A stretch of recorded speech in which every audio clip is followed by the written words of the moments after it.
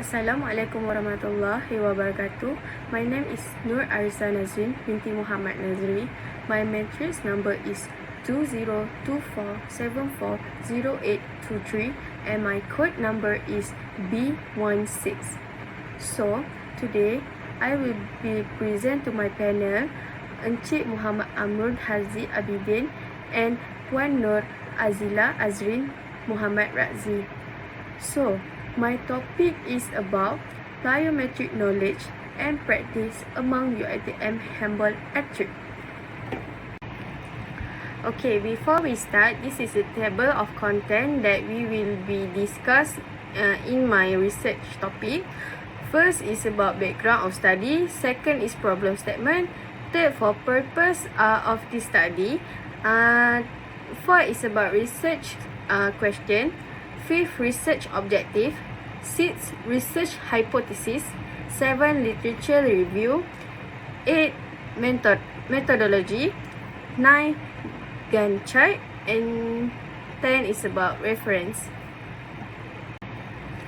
For background of study is about plyometric training is widely recognized as an effective training method for enhancing explosive power, speed, agility, and neuromuscular performance in athletes. Recent study in journal and meta-analysis have confirmed that the plyometric training produced significant improvement in vertical jump performance, sprint ability, and change of direction speed across various sport populations. In handball also, athletes are required to perform repeated high-intensity actions such as jumping, sprinting, and repeat directional change and powerful throwing movement throughout a match. This performance demand make plyometric training a fundamental component of handball conditioning programs. Next, the problem statement. The problem statement that I have found is lack of knowledge affect effectiveness.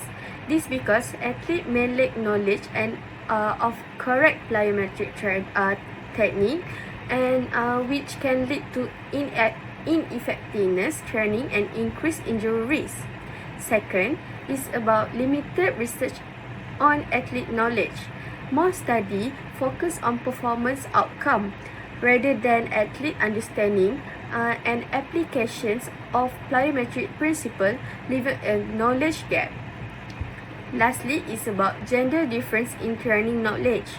Gender-based difference in training knowledge and practice have been reported, which could impact training outcome for male and female athletes.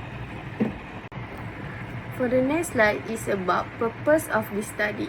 The purpose of this study is to examine the level of plyometric training knowledge and practice among UiTM handball athletes. Additionally, the study aimed to compare plyometric training knowledge and practice between male and female to identify potential differences. Next is about research question.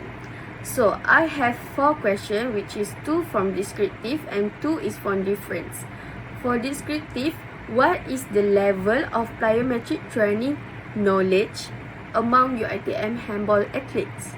And for the second is, what is the level of plyometric training practice among UiTM handball athletes?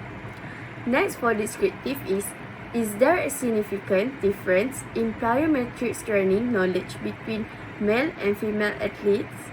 And for the second is there a significant difference in plyometric training practice between male and female athletes?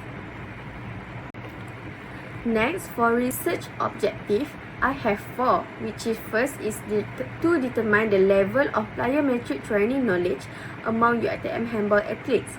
Second, to identify the level of plyometric training practice among UiTM handball athletes. And third is to compare plyometric training knowledge between male and female athletes.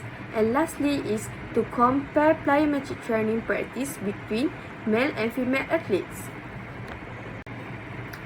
Next, for the research hypothesis is for HO is there is no significant difference in knowledge and practice between genders, and HA is there is significant difference in knowledge and practice between genders. So this is the literature review that I have done for my research. This is the similar research that found it. So the population that found it is quite similar with my research, and the key findings is significant about plyometric trainings, knowledge, gender, and about handball. So next we move to methodology. So the research design that I have used is about descriptive research method. I have used a questionnaire which is 2 sections, which is section A and section B. For the subject that I have used is UiTM Shah Alam, student UiTM Shah Alam, UiTM Negeri Sembilan, and UiTM Puncak Alam. The inclusion of these studies is the student must register as UiTM handball athlete, and male and female athlete also I accept, and also is actively involved in handball training during the data collection period. It's willing to participate and provide informed consent, and able to complete the online questionnaire independently. So for the exclusions is non-UiTM athletes not active, training at the same time of the data, athlete that involved in other sport but not handball, incomplete for improperly filled questionnaire, and also athlete who decline participants. So this is the table Critchy and Morgan 1970. This is the table that I use to determine the right sample size from a given population. The population that I've got is 72, so the sample size that I have to use is 63. Next is about research instrument. For this research, I use for questionnaire which is have 2 sections, which is section A and section B. For section A, we use for demographic information, and section B is used for questionnaire adoption for from knowledge, attitude, and practice, K and AP. Next, for research procedure. First, ethical approval. Second, prepare questionnaire. Third, the questionnaire was distributed using Google Form and shared through online platforms such as WhatsApp. And then collect response by monitor the responses until get the target of the sample size. And then 5, get data clean and double check for error, duplicate, and incomplete. And lastly is about analyze data. For analyze data is about export the data from Google Form to Excel, and then import the data set to the Jamovie for analysis. This is for data analysis. So section A, demographic data. The data presented in frequency and percentage, and the section B is about inferential analysis. It for independent t-test used to compare the mean score of the 2 independent groups.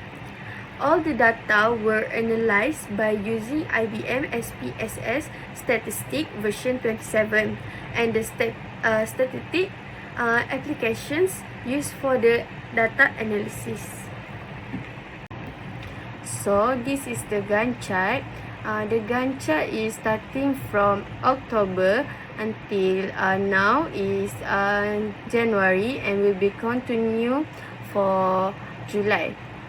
For this semester, we only done for chapter 1 until chapter 3, and then we will be continue for the next chapter 4 and 5 for the next semester.